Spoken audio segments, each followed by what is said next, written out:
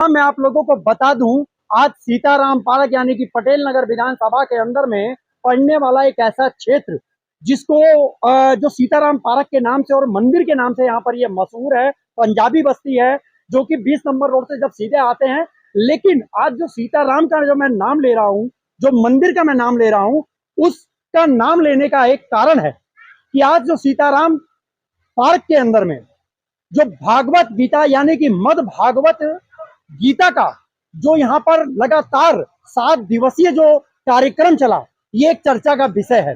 पूरे पटेल नगर में नहीं, पूरे दिल्ली के अंदर में एक चर्चा का विषय इसलिए बना कि जहां एक तरफ सनातनियों को लेकर के लगातार टिप्पणियां हो रही हैं, दिल्ली में नहीं, तमाम भारत के ऐसे राज्यों के अंदर से ऐसी बातें निकल करके आ रही हैं जहां सनातनियों को लेकर के टिप्पणी करी जा रही है। वहीं हमारे साथ में आचार्य महाराज जी हमारे साथ में हैं। एक बारी मैं उनसे खुद जुड़ूंगा और उनका परिचय मैं उनके मुख के द्वारा आप लोगों को कराने की पूरी कोशिश करूंगा। महाराज जी, आपका स्वागत है हमारे चैनल में। महाराज जी, सबसे पहले तो आप अपना नाम बताएंगे और किस पदवी पे रह करके आप जो है आज भगवान जी का जो सिमरन करते हैं, मद भागवत गीता जो करते हैं, इनके बारे में आपको। देखिए, हमारा नाम है सुरेश चंद्र शास्त्री। हम मथुरा वृंदावन से बिलोंग करते हैं जी। और श्रीमद् भागवत कथा के लिए हमने आचार्य पूर्ण किया।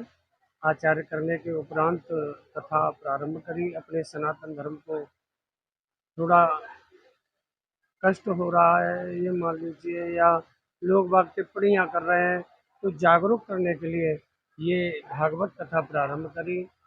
जन जन तक हम अपना प्रयास कर रहे हैं कि लोगों को जागृत करें। सनातन धर्म हमारा कोई छोटा धर्म नहीं है। सनातन धर्म जब से सृष्टि उत्पन्न हुई, सृष्टि की उत्पत्ति हुई, तब से सनातन धर्म उत्पन्न हुआ और उत्पत्ति हुई। भगवान श्री नारायण जब एक से अनेक बनने की इच्छा से जल में प्रकट हुए, तभी से सनातन धर्म प्रकट हुआ। जी। और सभी सनातनी हैं, लेकिन कई लोग अपने पिता को, अपनी माता को माता नहीं कहना चाहते, पिता को पिता नहीं कहना चाहते। दूसरे धर्मों का लोभ दे के, लोभ के वशीकरण में आके और दूसरे लोगों को पिता कहना चाहते हैं, माता कहना चाहते हैं। अपने धर्म, अपने पिता को आहत करते हैं, उनको कष्ट देने की कोशिश कर रहे हैं। इसी विषय में ये जागरूकता फैलाने का हमारा ये काम है। श्रीमद् भागवत जन जन तक राम की चर्चा, जन जन जी, तक जी। राम की चर्चा जो लगातार विश्व के अंदर इस समय चल रही है, वहीं एक तरफ सनातनी को लेकर के, हिंदू धर्म को लेकर के कीड़े मकोड़े की एक टिप्पणी करी जाती है। जिस तरीके से अभी फिलहाल में आपने देखा होगा, पूर्व के अंदर में कोरोना एक महामारी जो चली थी और मलेरिया डेंगू इसका नाम दे दिया गया है हिंदू और सनातनियों को। इसके बारे में महाराज जी आप क्या कहना चाहेंगे उन लोगों को जिनकी जो मार्गदर्शन साहब वो लोग मेरे ख्याल से भटक चुके हैं? उनकी मानसिकता बिगड़ चुकी है। देखिए, वैसे तो हमारे जो सीताराम, हमारी श्रीमद ये रामचरितमानस के जो रचयिता हैं गोस्वामी तुलसीदास जी, जी। हमारे सनातन धर्म में उनका कहाँ स्थान है? आप बताइए। उनको स्थान ही नहीं दिया। हम तो योगी जी से भी प्रार्थना करना चाहते हैं, मोदी जी से भी प्रार्थना करना चाहते हैं कि देखिए, आज रामचरितमानस जन जन का कल्याण कर रहा है। ये ऐसा रस है इसमें कि किसी पुराण में रस है ही नहीं। इतना आनंद देने वाला रामचरितमानस रचयिता श्री तुलसीदास जी का स्थान ही नहीं मिलता। कई जगह मंदिर नहीं मिलते, कई जगह स्थान नहीं मिलता। हम प्रार्थना करते हैं कि जो सनातन धर्म पर उंगली उठाते हैं वो तो कहीं ना कहीं भटके हुए हैं और उनको कष्ट भी होने वाला है, क्योंकि अपने पिता पर अगर गलत आक्षेप लगाएगा कोई, उसको निश्चित कष्ट होगा। बिल्कुल। लेकिन मैं तो उन सनातनियों से प्रार्थना करना चाहता हूँ कि हमारे श्री गोस्वामी तुलसीदास जी को आगे लाइए। जन जन तक उनका मंदिर होना चाहिए, उनका स्थान होना चाहिए, लोगों में जागरूकता होनी चाहिए। जिन्होंने एक ऐसे पुराण की रचना करी जिस पुराण ने जन जन तक ये हमारा जो मर्यादा पहुंचाई और मर्यादा पुरुषोत्तम श्री रामचंद्र जी के बारे में सब कुछ बताया, चारों भाइयों के बारे में बताया। ये जैसे सनातन धर्म के 4 पुत्र हैं, ब्राह्मण, क्षत्रिय, वैश्य और शूद्र, वैसे ही हमारे दशरथ जी के 4 पुत्र हुए, श्री राम, भरत, शत्रुघ्न और लक्ष्मण जी। उनमें कभी भी बैर नहीं हुआ, एक दूसरे का मान सम्मान किया। भरत जी ने तो अपना सब कुछ त्याग दिया, केवल चरण खड़ामू राम जी की सिंहासन पर रख के राज्य किया, नीचे बैठे रहे, संत का वेश बनाया।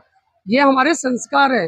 ये संस्कारों के बारे में हमारे गोस्वामी श्री तुलसीदास जी ने बताया हम लोगों को, और आज उनका दर्शन होने को नहीं मिलता। शास्त्री जी, आपने तुलसी महाकवि तुलसीदास जी का आपने नाम लिया, तो मैं आपसे एक चीज और पूछना चाहता हूँ जी, देखिए, उन्हें जागरूक होना चाहिए। हम तो प्रार्थना कर सकते हैं, और ये हमारे मन के जो अंकुरित होकर जो शब्द निकल रहे हैं, ये उनसे प्रार्थना करने वाले हैं कि वो एक संत हैं, और ऐसे संत हैं कि वो सनातन धर्मी हैं।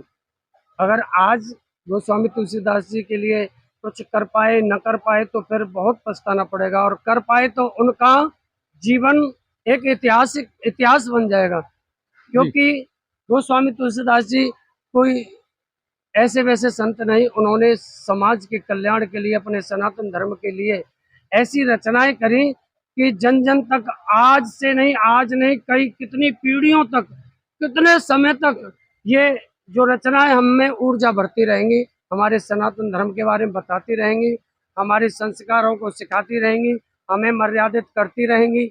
इतना कार्य किया गोस्वामी तुलसीदास जी ने। तो हम चाहते हैं कि उनका एक भव्य मंदिर बने, जहाँ विद्यालय बना उसके सामने ही बनना चाहिए। हम तो यही मांग करेंगे, और भव्य मंदिर बनने के बाद जन जन तक उनका प्रचार हो और सभी उनका दर्शन करें, और जीवन में मार्गदर्शन पैदा हो जाए, हाँ, प्रेम मिले, ऐसा चाहते हैं।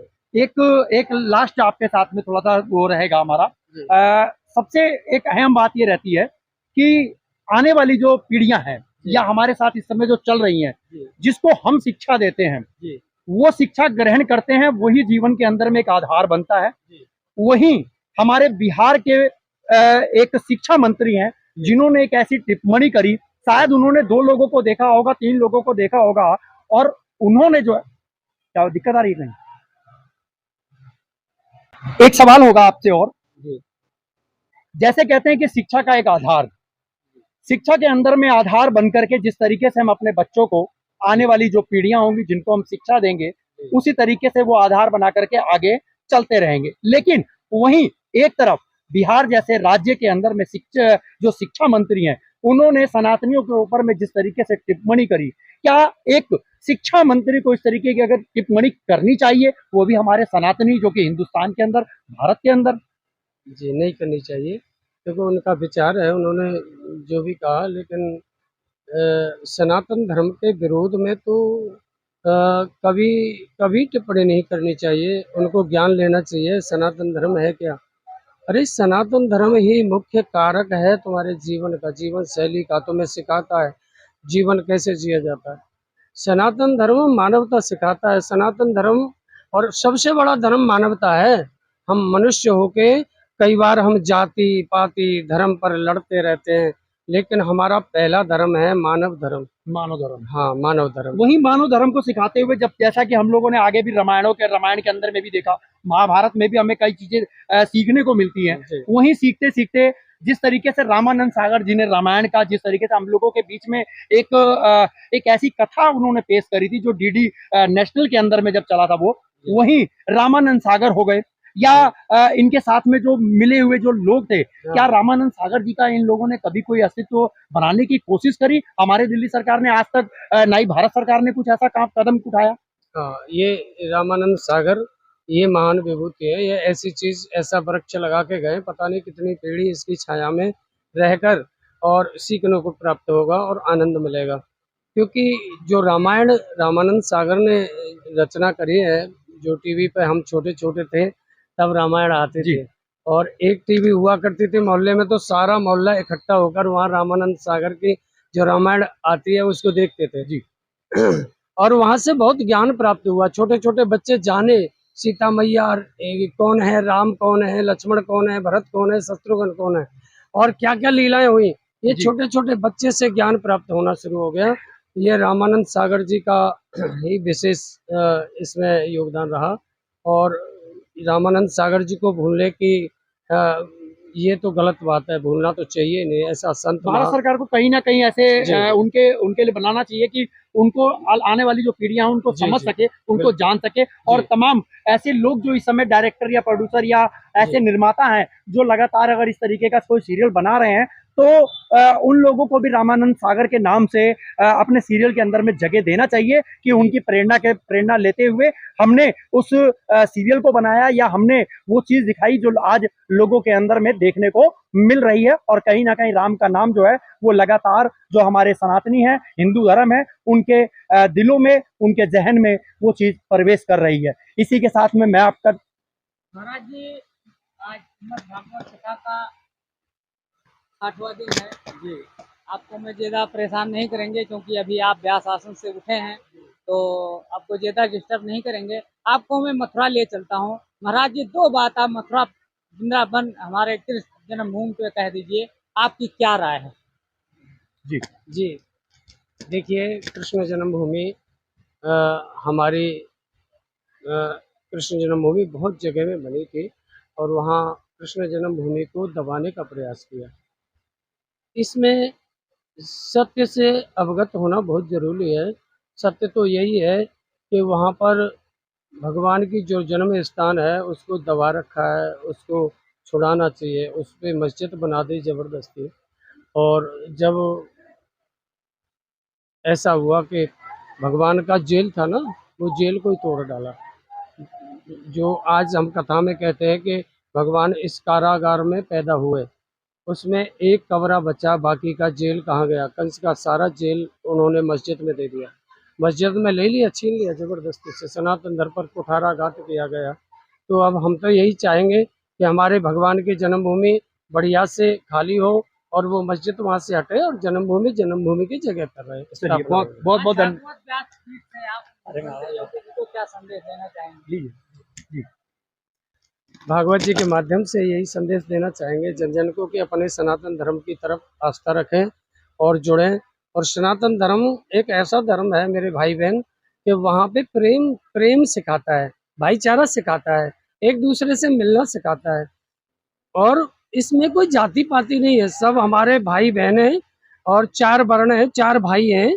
एक ब्राह्मण है, बड़ा भाई है, क्षत्रिय दूसरा भाई है, छोटा दूसरे नंबर का, और वैश्य तीसरे नंबर का भाई है, और शूद्र चौथे नंबर का। 4 भाई हैं, जैसे राम, भरत, लक्ष्मण और शत्रुघ्न। उनमें कभी मतभेद नहीं। ऐसे ही मैं कहना चाहूँगा और भागवत जी के माध्यम से कि हमारे सनातन धर्म के भाई बहन सभी मतभेद को हटाकर अपने बहन भाइयों की तरह, जैसे राम जी लक्ष्मण जी आपस में एक दूसरे से प्रेम करते हैं, मर्यादा में भी रहते हैं। बड़े का सम्मान अलग अपनी जगह पे होता है, फिर उससे छोटे का अपनी जगह पे होता है। सबका एक दूसरे का मान सम्मान होता है और प्रेम भी होता है। जैसे मर्यादा उन्होंने हमें सिखाया, उसी प्रकार से हमें अपने जीवन में इसको उतार लेना चाहिए। यही आ, आप सबसे भागवत जी के माध्यम से निर्देश करना चाहूँगा। इसी के साथ और आप जो आप समझे, राधे राधे।